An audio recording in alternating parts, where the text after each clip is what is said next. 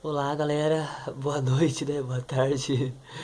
Queria chamar você para mais um vídeo que nós vamos gravar hoje aqui, amém? Mas antes quero que você deixe seu joinha para me ajudar, me ajuda, beleza? E assim, quero agradecer os que já visualizaram, né? Os que compartilharam, os que curtiram, né? Quero te convidar, compartilha, amém? Me ajude a divulgar essa palavra, esse louvor, né? Que a gente aqui vai aprendendo junto, conversando junto também. Tem muitos testemunhos legais para contar. Já vou ter algumas novidades, né? Nos próximos vídeos, mais para frente. E vai ser benção. Então não perca as novidades, né? Não deixe de compartilhar, não deixe de curtir meu canal. Me ajuda, tá bom? E assim você aprende um pouco comigo, aprendo com vocês também. Pode deixar alguma pergunta, alguma coisa, entendeu? Se quiser me chamar para pregar, né? Me convida, né? Manda um convite, nós vamos pregar, vamos louvar. Só avisando assim que aqui eu falo mais calminho, assim. Só para não atropelar as palavras, pra sair mais certinho, né? Porque assim, eu tenho um pouco de dificuldade, sabe? Assim, mas eu amo louvar, sou bem pentecostal, viu? Não se preocupa. E assim, enfim, né? Se vocês tiverem uma oportunidade aí, você que é pastor, né? Que vai ver esse vídeo, quiser me chamar, tá bom? Estamos aí, tá bom? E vamos lá, continuando, né? O chamado. Nós está falando sobre Abraão. Abraão teve um chamado do Senhor muito grande na vida dele. Interessante que Abraão, mano, ele... Eu terminei o vídeo dizendo que não somente aquele louco, mas aquele que prega também, né? Que todo aquele que prega tem que ter compromisso com a palavra. Ou seja, todo bom obreiro, todo bom diácono, né? Eu sempre prezo isso, que ele tem pastor, ele tem Bíblia, né? Ele conhece a palavra do Senhor, ele tem pastor, ele vai no culto de ensino, vai no culto de Santa Ceia. Porque aquele que fala que é pastor itinerante, não vai na ceia, no culto de ensino, pra mim não é pastor, não é obreiro, tá entendendo? Não considero como obreiro, tá entendendo? Porque o obreiro tem que tomar ceia, tem que ter comunhão com Deus. Se ele não vai à igreja nenhuma, como é que ele é pastor itinerante? Ele é pastor nem dele, né? Enfim, vamos continuar. Mas a Bíblia vai dizer que Abraão cumpre-se as promessas da vida de Abraão porque ele era, primeiro, obediente, temente a Deus e ele era fiel. O segredo tá aí, meu amado. É ser obediente, ser temente, ser fiel. Tá entendendo? E depois nós vemos Abraão, nós vemos Isaac. Isaac também passou por dificuldade. Por exemplo, a esposa de Isaac, Rebeca, não podia ter filho. Depois o filho de Isaac, a esposa também não podia ter filho.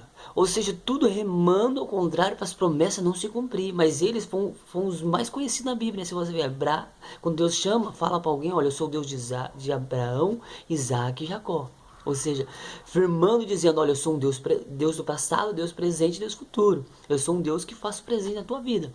Mas é interessante a gente ressaltar o seguinte: que as lutas vai tentar te impedir, mas se Deus ele te prometeu, vai cumprir, porque a Bíblia vai dizer em Números 23, versículo 19, que porventura diria Deus e não faria, falaria e não cumpriria. Olha para você ver que interessante. Então, se ele te prometeu, se ele tem um chamado na tua vida, se ele te prometeu, não se preocupa que vai se cumprir, ainda que esteja dando tudo errado. Eu falo isso, mano, porque aquele que tem chamado, aquele que busca, que ora a sua vida, mano, se estiver dando tudo certo, procura orar um pouquinho mais, porque alguma coisa está errada, entendeu?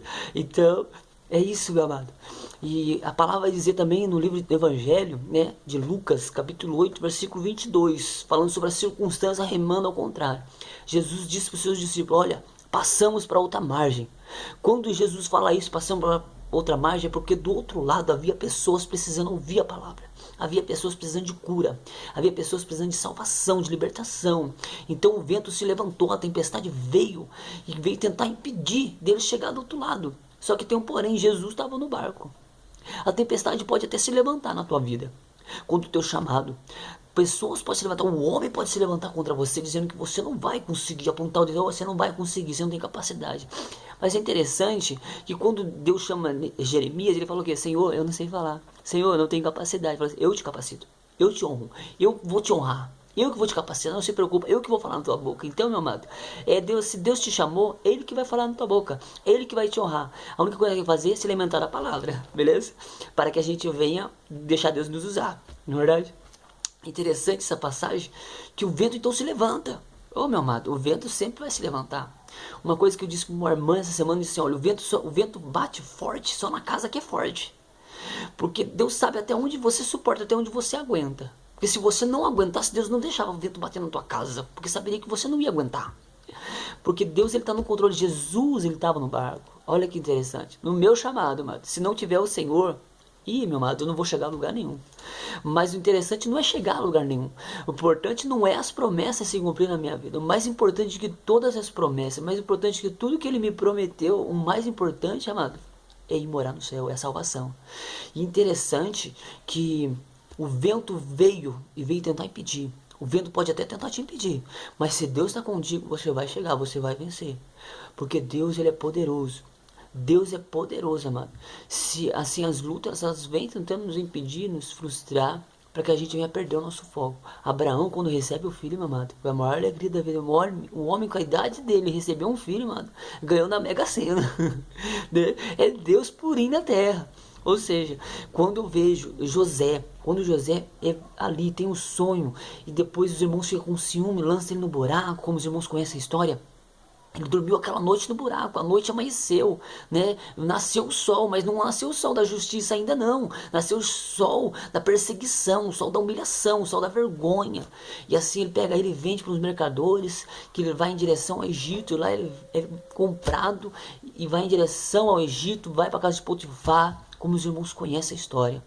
Imagina a aflição que ele passou, amado, porque ele sonhou o sonho de Deus. Sonhos, amados, eu não costumo sonhar. Eu costumo ver qual é a vontade de Deus na minha vida.